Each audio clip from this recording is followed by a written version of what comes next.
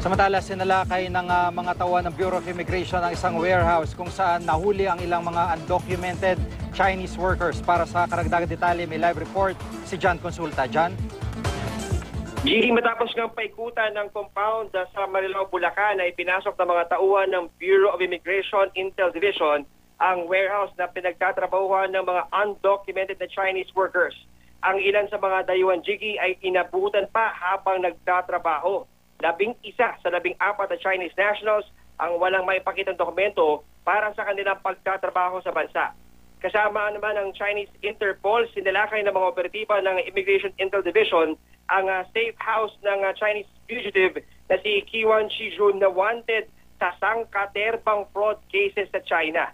Ilang taon din nagtago ang suspect bago siya tuluyang natunton ng mga otoridad. Kaugnay nito, Jiggy, ay inilunsad ng Bureau of Immigration ang programang sa Immigration Magsumbong, kung saan ang mga tipster na makakapag-text ng mga overstaying o fugitive na dayuhan ay bibigyan ng gantimpala sa kada dayuhang may tuturo. Tiniyak ng Bureau of Immigration na kanilang aaksyonan ang mga sumbong sa kanilang tanggapan at mananatiling confidential ang identity ng mga magbibigay ng impormasyon. At yan muna, latest. Balik sa Jiggy. At yan nung nahuli ito sa impormasyon na rin ng Bureau of Immigration, ano yung ginagawa nilang trabaho dito sa Pilipinas?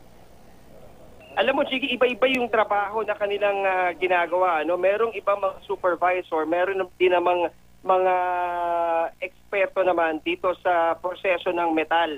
Kasi itong ni-raid na lugar, itong warehouse na ito, ay sinasabing nagpo-proseso ng mga metal works. Ano? At sinasabi din dito, Jiggy, na mayroong impormasyon na ipinapasok sa magitan ng mga barge itong mga illegal workers na ito. Samantalang meron din naman na pumapasok sa bansa bilang mga turista. Pero pagdating na nga dito sa bansa ay kanya-kanya na lang diretso sa mga lugar kung saan meron ng mga contact at doon na sila pinagtatrabaho. Ang ilang, Jiggy, ay inabot na ng 2 hanggang 3 taon bago nga nahuli na itong mga tauhan ng Bureau of Immigration. Kung kaya't sinasabi ng mga tauhan at opisyal ng BI na patuloy yung kanilang gagawing kampanya para makuha, no, hindi lang itong mga illegal workers kundi lalo na itong mga fugitives na sa kanilang impormasyon ay nagtatago talaga dito sa bansa para maipagpatuloy ang kanilang operasyon. Jiggy. Oo, itong mga fugitives na ito, nabanggit ba ng Bureau of Immigration kung ano yung mga kaso nila sa China? Jiggy, itong sunod-sunod na operasyon ng Bureau of Immigration ay sumentro dito sa mga high-profile na mga wanted, no, sa iba't ibang mga bansa. Sa katunayan, Jiggy, offshoot ito. No, merong sinalakay kahapon sa bahagi nga ng Subic kung saan nakuha itong isang Austrian national. Kasama pa dito yung mga Austrian Interpol sa pagtakip niya dito sa dayuhang ito. Sinasabi, Jiggy, na involved ang dayuhang ito sa malakihang internet fraud, no, na hindi bababa sa kalahating bilyong piso yung kanyang nakuha. Hindi lang sa Austria kung hindi sa iba't ibang mga bansa. Ito naman sa Chinese fugitive na nakuha, Jiggy, halos kahalintulad nito, internet fraud din ang kanyang kinasangkutan at hinihinalang miyembro din ng International Organized Crime Group kung kaya't patuloy yung kanilang pagsisikap na makita hindi lang itong mga fugitives nito, kundi pati yung mga tumutulong sa kanila para makapagtago at makapagpatuloy ng kanilang illegal na operasyon dito sa bansa, Jiggy.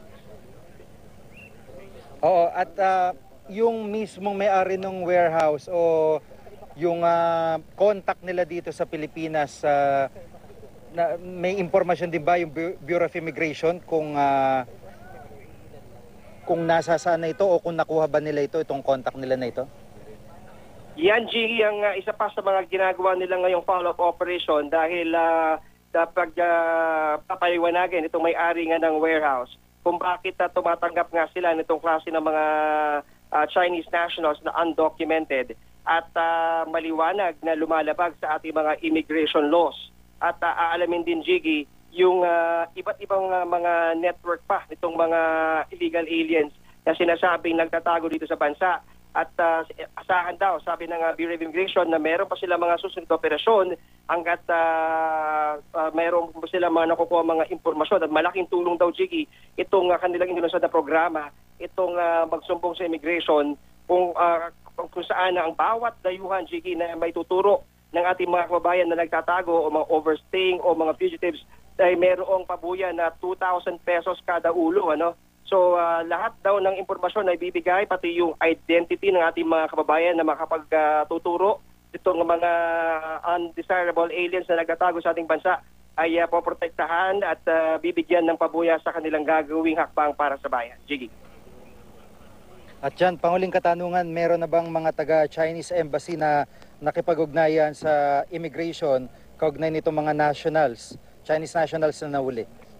Yes, Jiggy. Actually, itong Chinese fugitive na nakuha, kasama dito yung Chinese authorities ng takpin ng mga tauhan ng Bureau of Immigration. Ito'y sama-samang tulungan ng mga embahada ng iba't ibang bansa kung kaya't maayos na isagawa itong pag-aresto sa mga fugitives na ito. At asahan pa raw, Jiggy, na may mga nakalinya pang mga personalidad na patuloy nilang kukunin at ikinakasa na itong mga iba pang mga operasyon at maaari makita natin itong mga sunod-sunod pang mga operasyon sa mga darating na araw. Jiggy.